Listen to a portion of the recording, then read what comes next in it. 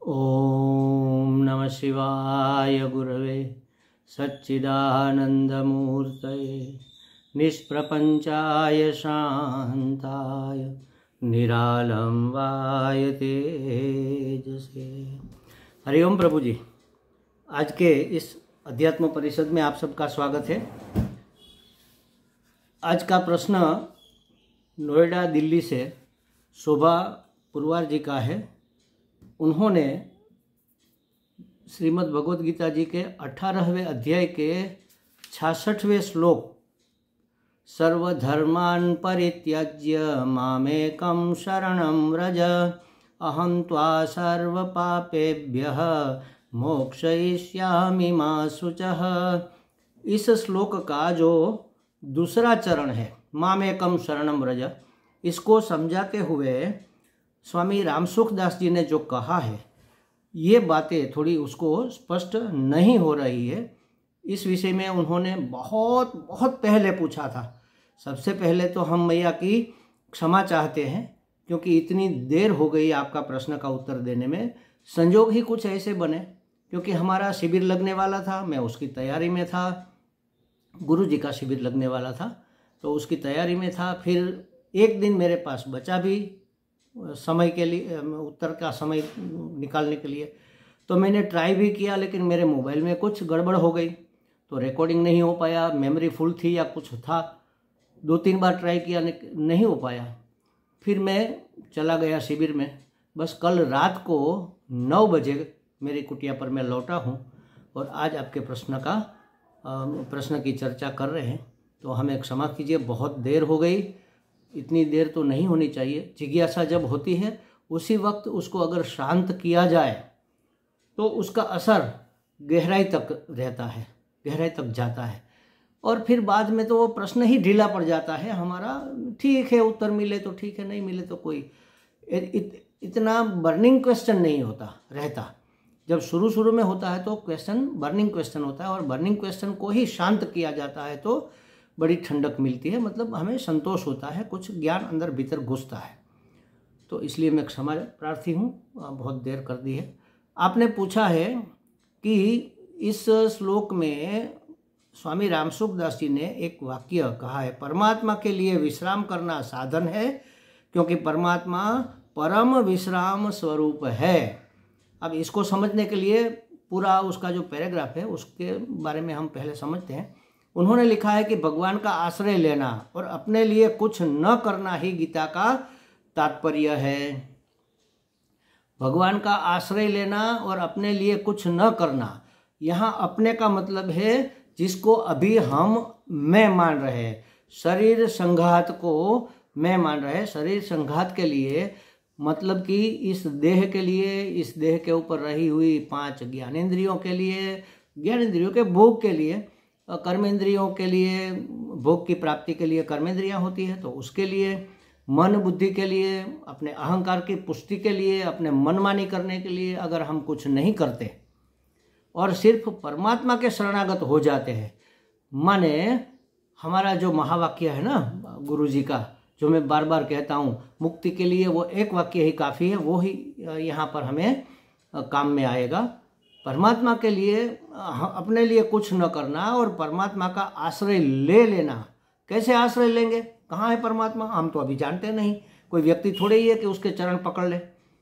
तो उसका आश्रय लेना माने परमात्मा की आज्ञा का और उसकी योजना का स्वीकार करना। इसी का नाम है आश्रय, इसी का नाम है शरणागति, इसी का नाम है प्रपत्ति, इसी का नाम है समर्पण, जो भी कह लो आप। कोई इस तरह का रेफरेंस होता है तो आश्रय का उपयोग करता है शब्द का, कभी शरणागति का शब्द प्रयोग किया जाता है, कभी समर्पण किया जाता है। तो ये सब बातें इन 2 शब्दों में आ जाती है। एक तो भगवान की आज्ञा का पालन करना, माने भगवान की आज्ञा क्या है? तो वेदों में जो कही गई बातें हैं, डूज और डोंट्स जो कहा गया है, विधि विधान, यह करना चाहिए या नहीं करना चाहिए, माने कि धर्म का पालन, अपने अपने धर्म का पालन। जो ब्रह्मचारी है वो ब्रह्मचर्य आश्रम के धर्मों का पालन करे, गृहस्थी वो गृहस्थी के धर्मों का पालन करे, वानप्रस्थी अपने वानप्रस्थाश्रम के धर्मों का पालन करे, सन्यासी अपने सन्यास धर्म का पालन करे। तो इस तरह से अपने अपने धर्मों का पालन करना ही भगवान की आज्ञा के अंतर्गत आ जाता है। यह करना चाहिए, यह नहीं करना चाहिए, इसका निश्चय करके धर्मानुकूल जीवन जीना, यह भगवान की आज्ञा हो गई। तो आधी शरणागति हो गई समझ लो। अब बाकी क्या रहा? भगवान की योजना का स्वीकार। ये परम संतोष वाली बात है। हमारे गुरुजी जो कहते हैं ना, जो मैं महावाक्य कहता हूँ, जो है, जहाँ है, जैसा है, योग्य है, क्योंकि परमात्मा की योजना के अनुसार है। परमात्मा स्वयं है, वह अयोग्य कैसे हो सकता है? तो ये हो गया भगवान का आश्रय।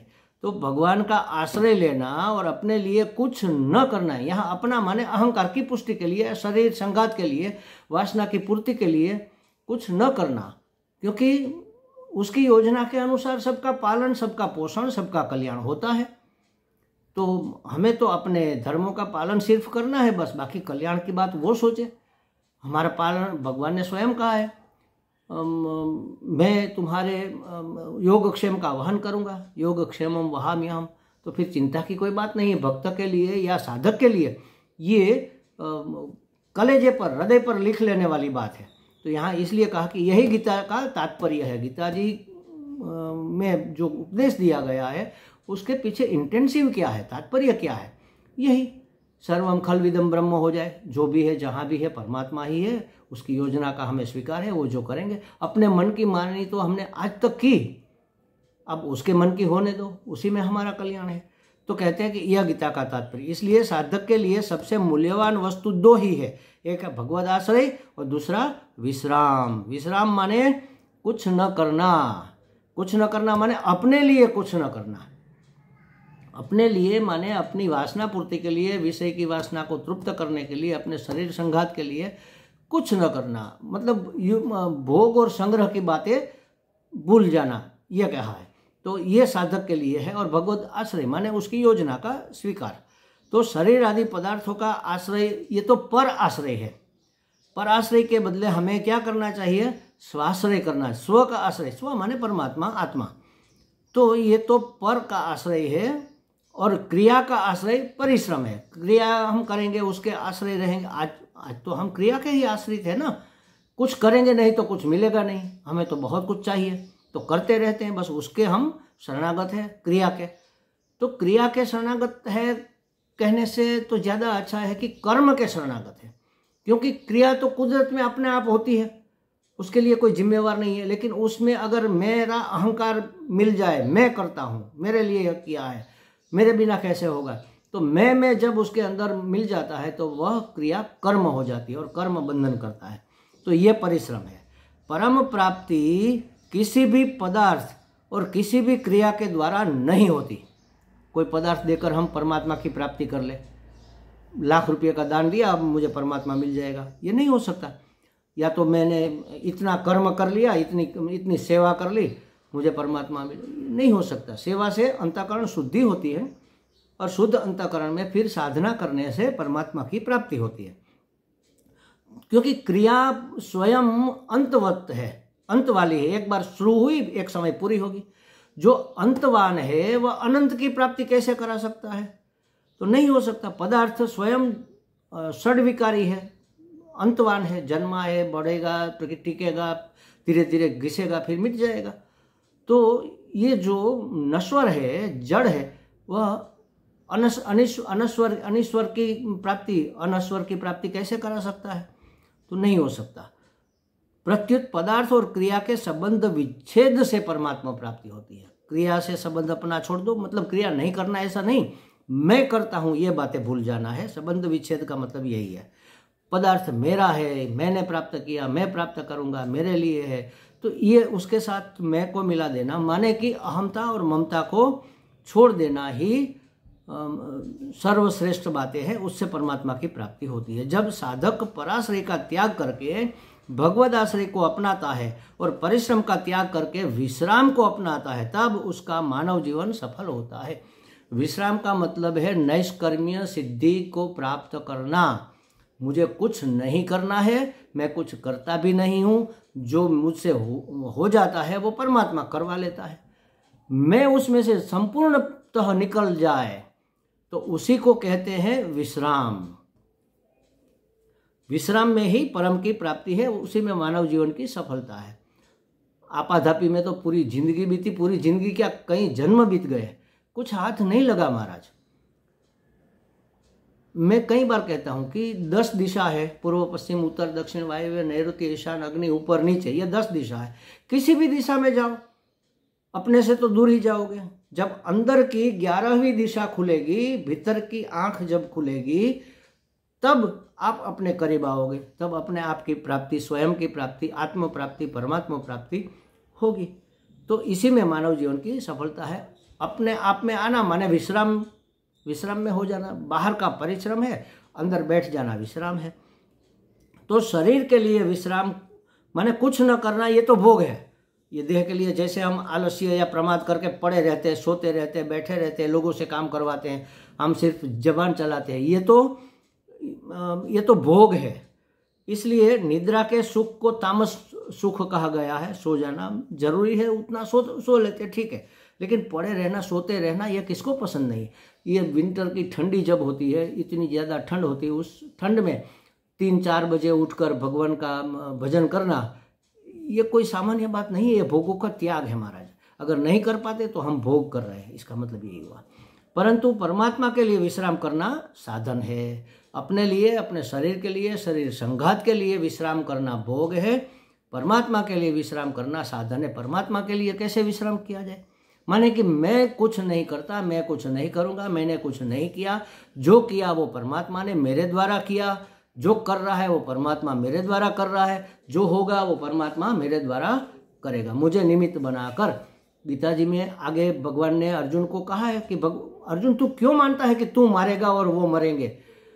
तू तो निमित्त मात्र भव सव्य साची है। सव्य साची तुम निमित्त बन जा, कर तो मैं रहा हूं। जैसे निमित्त माने साधन, हमें गरम पतीला उठाना है तो पकड़ से उठाएंगे ना, या कुछ कपड़ा लेकर उठाएंगे, या हमें कोई सूप वगैरह पीना है तो चम्मच से पिएंगे। तो चम्मच तो निमित्त है ना सूप पीने का, चम्मच थोड़ी हम पीते हैं, उसके अंदर का सूप पीते।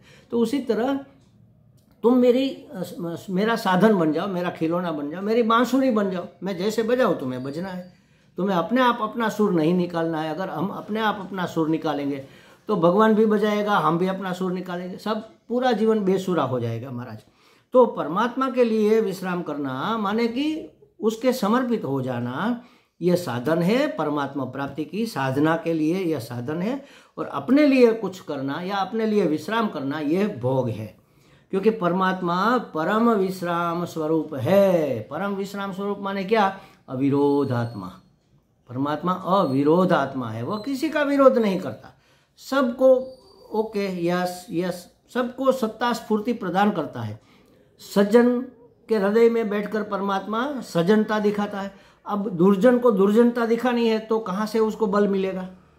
परमात्मा से ही तो मिलेगा ना। वह सबको सत्ता देता है, सबको स्फूर्ति माने चैतन्य प्रदान करता है, वो तो अविरोध आत्मा है। अब आप अपनी साधना के बल पर पूर्व के कुसंस्कारों को मिटाओ।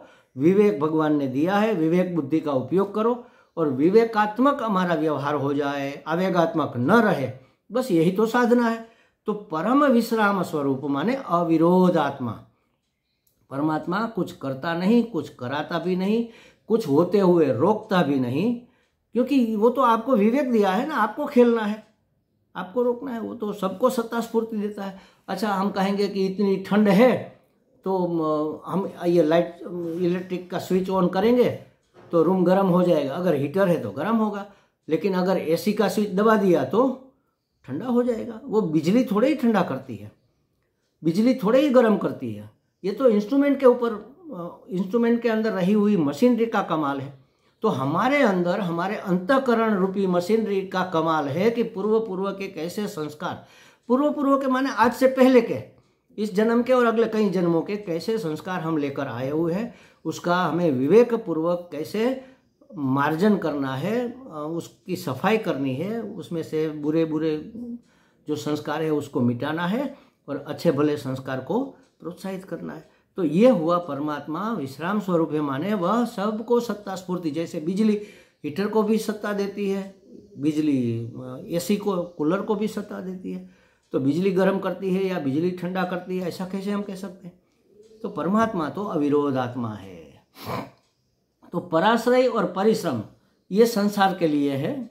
पर आश्रय माने स्व के सिवा सब कुछ पर, ये देहादि संगात भी मैं के सिवा जो है, अहम के सिवा जो है, इदम सब पर, उसका आश्रय लेना परिश्रम है। ये सब संसार के लिए है। और भगवद आश्रय और विश्राम अपने लिए है। अपने लिए माने अपने आप के लिए। आप माने स्वयं, स्वयं माने मैं माने आत्मा, आत्मा माने परमात्मा। तो ये परमात्मा के लिए है। तो यही धर्म माने कर्तव्य कर्म का आश्रय स्वाश्रय कहलाता है। अपना जो कर्तव्य है वह करो आश्रम के अनुसार, वानप्रस्थ हो, सन्यासी हो, ब्रह्मचारी हो, गृहस्थी हो, उस धर्म का पालन। स्त्री हो तो स्त्री धर्म का पालन करो, पत्नी हो पत्नी धर्म का पालन करो, पुत्र हो पुत्र धर्म का पालन करो। लेकिन ये पालन करने में हमारा मोह हमें उसमें आसक्त न कर दे, इसकी हमें नहीं, आपने कहा था पुत्र धर्म, पुत्र आपका है, आप माता है तो माता धर्म का पालन करो। तो हम अपने बेटे को छाती से लगाए बैठे, क्योंकि माता तो छाती से लगाती है, लेकिन कितना लगाना, कब लगाना, क्यों लगाना, कैसे लगाना, यह विवेक तो हमें होना चाहिए। ऐसे लेकर दबा दिया तो वो बेटा तो मर जाएगा, उसकी सांस तो रुंध जाएगी। तो ये विवेक हमें करना है, आसक्ति नहीं करनी है। बेटे बड़े हो गए, अब पूरा दिन उसी के विचार करते रहेंगे, उसी का इंतजार करते, वो अपना काम कर रहा है, आप अपना काम करो। जब जरूरत हो तब अपना वात्सल्य दिखा दो, वात्सल्य उसके ऊपर बरसा दो, ठीक है। तो ऐसे डिटेच रहकर अपना धर्म निभाओ, यही है भगवद आश्रय। तो भगवान की आज्ञा का पालन करना और भगवान की योजना का स्वीकार करना, यही दो बातें इसमें अलग शब्दों से कही गई है। ये सब बातें हम बार बार कर ही लेते हैं, लेकिन जब शब्द बदल जाता है, वाक्य रचना बदल जाती है, तो थोड़ी बातें समझ में नहीं आती है। लेकिन आपको इतनी जिज्ञासा है, ये हमारे लिए खुशी की बात है, बहुत अच्छी बात है। यही होना चाहिए, एक एक शब्द का खोल खोल कर विश्लेषण करके उसको समझना चाहिए, तभी ये बातें हमारे जीवन में उतरेगी। हमें लगता है शोभा जी को कुछ स्पष्टता हो गई होगी। हरि ओम। अगर नहीं हुई है तो आप हमें फ़ोन करके बता सकती है। और एक बात, कई लोगों को हमारे फ़ोन नंबर नहीं मिलने के कारण हमारा संपर्क नहीं हो रहा है। कल ही एक कहाँ से आया, महाराष्ट्र लातूर से हमारे एक मित्र का, साधक का कांटेक्ट हुआ। उसने कहा मुझे एक बहुत पहले के वीडियो से आपका नंबर मिला, मैं तो कब से चाहता था आपसे बात करने के लिए, मेरे बहुत से प्रश्न भी है। तो ये बातें तो होती है। तो आप मेरा फ़ोन नंबर एक बार फिर से याद करके लिख लो। 9 क्या कहूँ, इंग्लिश में कहूँ हिंदी में, इंग्लिश में चलो, 9428158355। तो ये मेरा कॉन्टेक्ट नंबर है। आप मुझे व्हाट्सएप करके पहले अपना नाम और अपने गांव का नाम, मतलब कि नाम पता व्हाट्सएप में भेज देना। इसके बाद मैं आपका फ़ोन उठा सकता हूँ, क्योंकि अनजाने नंबर हम कैसे उठाएंगे। अगर कोई हमारा साधक है तो हमारा नाम पता उस लिख कर भेज दो और कहो कि हमें प्रश्न की चर्चा करनी है, तो आप फिर फ़ोन कर सकते हो या प्रश्न भेज सकते हो। हरि ओम।